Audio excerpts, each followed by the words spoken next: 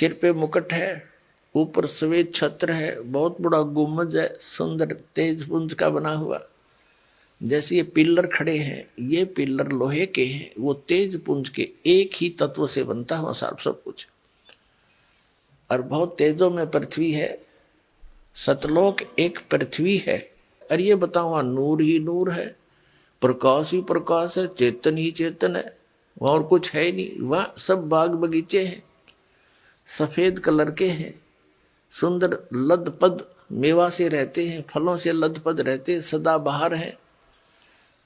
दूधों के सरोवर तालाब दरिया सागर भरे हुए हैं, वहाँ जल अमृत सरोवर भरे हुए हैं, वो कभी खराब नहीं होते। उसी का एक सैंपल यहाँ पर है, परमात्मा ने भेज रखा है। गंगा का जल जो है इस पृथ्वी पर है, गंगा जैसा जल नहीं। लेकिन ये आया कहाँ से है? जिसकी दिव्य दृष्टि ने काम किया, देखा कि शिव के लोक से गंगा आई। शिव के लोक में कहाँ से आई? विष्णु के लोक से आई। इससे आगे इनकी बुद्धि काम नहीं करती। विष्णु के लोक में कहाँ से आई? इस ज्योति निरंजन के पास एक ऐसा डैम है, बहुत बड़ा डैम है, जिसको जटा कुंडली डैम कहते हैं, वो सरोवर कहते हैं। और वहां कहां से आई? सतलोक से। सतलोक से गंगा का जो जल है, सतलोक का एक सैंपल है कि ऐसे पदार्थ हैं वहां, कभी खराब नहीं होते। दूध भी ऐसा है, दही के भरे हुए वहां पर सब ऐसे सरोवर हैं, सब व्यवस्था उपलब्ध है वहां पर, तो वो खराब नहीं होते। जैसे इस यहाँ के लोक में और सब पदार्थ नाश हो जाते हैं, वो खराब हो जाते हैं, गंगा जल खराब नहीं होता। ये सतलोक से आया हुआ एक सैंपल है आपके लिए कि ऐसे पदार्थ हैं वहां पर जहां आपको वापस जाना है, जहां से आप आए हो। ये जो दास आपको बता रहा है, ये कोई लोक वेद नहीं, कोई डूम भाट के गीत नहीं, ये गॉड गिवन ज्ञान है। कबीर भगवान ने बताया है, वो स्वयं आकर ज्ञान दिया है। और आंखों देखा महापुरुषों ने देखकर फिर अपना बयान किया है सच्चाई को, वो ही आपके रूबरू दास कर रहा है।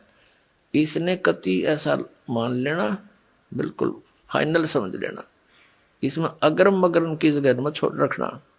जब आपके हृदय में ये बात दास की 100 सत्य हो जाएगी सिद्ध, फिर आपकी आत्मा यहां से कति हट जाएगी, और यहां से हटे बिना वहां जा नहीं सकते आप। दो नौकाओं पर पैर रखकर आदमी यात्रा नहीं कर सकता, बीच में पड़ा करे। तो जैसे जब तक आप यहाँ रहो, आराम से रहो, अपने बच्चों में, भाइयों में, बहनों में, माता में, जो भी आपका परिवार है, रिश्तेदारी है, लेकिन भगत बना कर रखो उन सब ने। और वो भगत नहीं होंगे, आपकी आस्था रहेगी तो फिर आपको ये लटका लेंगे। तो बच्चों को भी नाम पर लगाओ, और फिर भी कोई नहीं मानता है, दुर्भाग्य है, तो डगमग ना होना। इस ज्ञान को आधार बनाकर आपको ये सोच लेना चाहिए कि आप तो यहाँ रहने ही नहीं हो, आपके बेटा है चाहे बेटी, कितने अच्छे हैं, पोता है, पोती है, जोते हैं, जोती है, या कोई कार कोठी है, तो आप तो यहाँ रह ही नहीं सकते। ये आपके हैं कैसे? जब तक आप इनके साथ हो, बिल्कुल प्यार से रखो। ये उस परम पिता के बालक हैं। जैसे एक नौकर रहता है, उसको ड्यूटी लगा दी जाती है धनी यानी मालिक के द्वारा कि मेरे बच्चों की देखभाल कर, और ये पैसा ले इनकी खर्चे का। तो उस नौकर को मालूम होता है उनकी कितनी केयर टेक रखता हो, कि कहीं ये नाराज ना हो जाए, इनको कोई दुख ना हो जाए, शिकायत हो जाए, मालिक तेरी नौकरी से बर्खास्त ना कर दे। उसके अपने बच्चे ना होते हुए भी वो उसके हृदय से सेवा करता है उस समय। लेकिन जब उसको नौकरी से निकाल दिया जाता है, उसमें उनकी ममता नहीं होती। उसको पहले पता था कि ये तेरे नहीं, ये मालिक के बच्चे हैं। ये आपकी जो भूल कद मिटेगी वो तो समय आप बताएगा, लेकिन ये मिटानी पड़ेगी आपने। ये बच्चे आपके नहीं हैं, ये शरीर आपका नहीं है। कहते काया तेरी है नहीं, ये माया कहाँ से हो? और हम यहाँ अपना जीवन नाश करते हैं, चोरी करके, डाके मार के, रिश्वत ले करके। आप देखते हो मंत्री लोगों का भी इतिहास सुनते हो, और जजों के बारे में भी सुनते हो, IAS IPS के बारे में, और बहुत से इंजीनियरों के बारे में, डॉक्टरों के बारे में रिश्वत लेते हैं। धिक्कार है उनके जीवन को, उनको ज्ञान नहीं है, इसलिए विष खा रहे हैं। जब ये ज्ञान होगा, जहर दिखाई देगा आपको। परमात्मा ने बताया कि तुमने उस दरगाह का मैल नहीं देखा और धर्मराज के तिल तिल का लेखा। तुमने वो स्थान देखा को ना जहां काउंट होता है, वहां छुपा नहीं सकते, वहां गवाह की आवश्यकता नहीं है।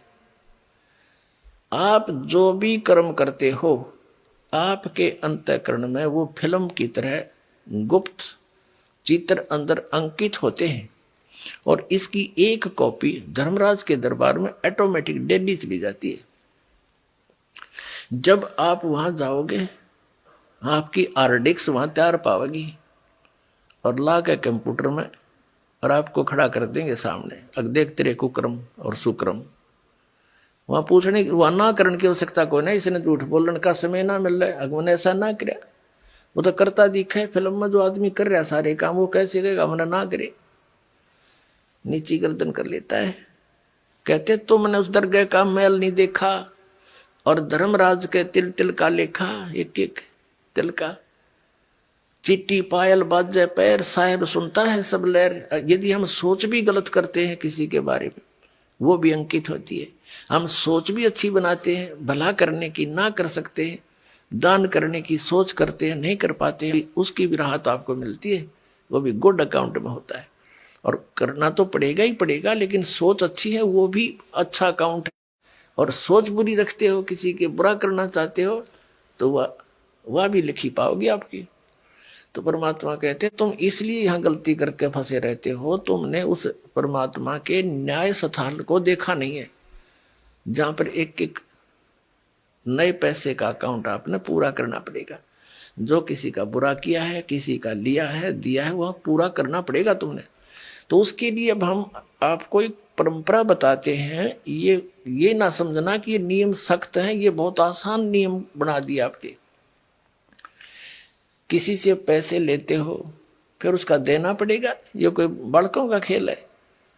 जैसे कोई रिश्वत लेता है या किसी और 2 नंबर से बकवाद करके किसी से ठग लेता है, वो पैसे उसने देने पड़ेंगे।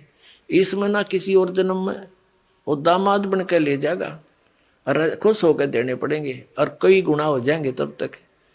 तो सिर में दर्द करने की आवश्यकता नहीं है, ये बिना ज्ञान के हम ऐसा कर रहे हैं। इसलिए अब क्या है, जैसे हमारे उलझे हुए संस्कार तो ढेर हैं अभी पिछले भी, ये तो समाप्त हो ही नहीं सकते।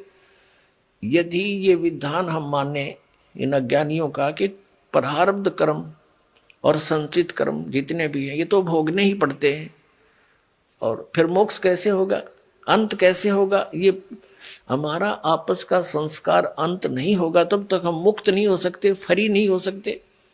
उसके लिए परमात्मा ने विधान बताया है कि एक ऐसा मंत्र दूंगा, उस मंत्र की कमाई से आपके पुण्यों का तो ढेर लग जाएगा और जो पाप आपके होंगे उनको मैं कैंसिल करूंगा अपने कोटे ते, अपनी ताकत ते, आपकी श्रद्धा देख के, आपकी आस्था देख के। कहते हैं जब ही सतनाम हृदय धरो भयो पाप को नाश, और जैसे चिंगारी अग्नि की भाई पड़े पुराने घास। तो 1000 टन सूखा घास पड़ा हो और उसमें एक माचिस की सीख जला कर लगा दे, सारे को फूंक करके ढेर बना देगी, राख बना देगी और चलेगी तेज हवा, उसको उठाओगे कहीं की कहीं फेंक का होगी, फील्ड क्लियर हो जाएगा। तो कहते हैं जैसे सूरज के आगे बदरा ऐसे कर्म छयारे, और प्रेम की पवन करे चित मंजन झलके तेज नयारे।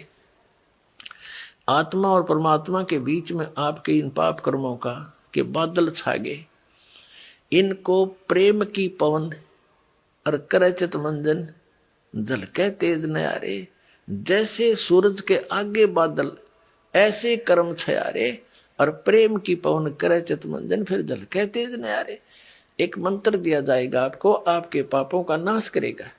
आपके जब पाप नाश हो जाएंगे, आपके हृदय में एक विशेष कसक बनेगी। भगवान की चर्चा सुनते ही, प्रारंभ होते ही, उसका नाम शुरू होते ही, कहीं पर भी चर्चा सुनते हो तो एकदम गदगद आत्मा होगी, आंखों से आंसू टपकने लग जाएंगे।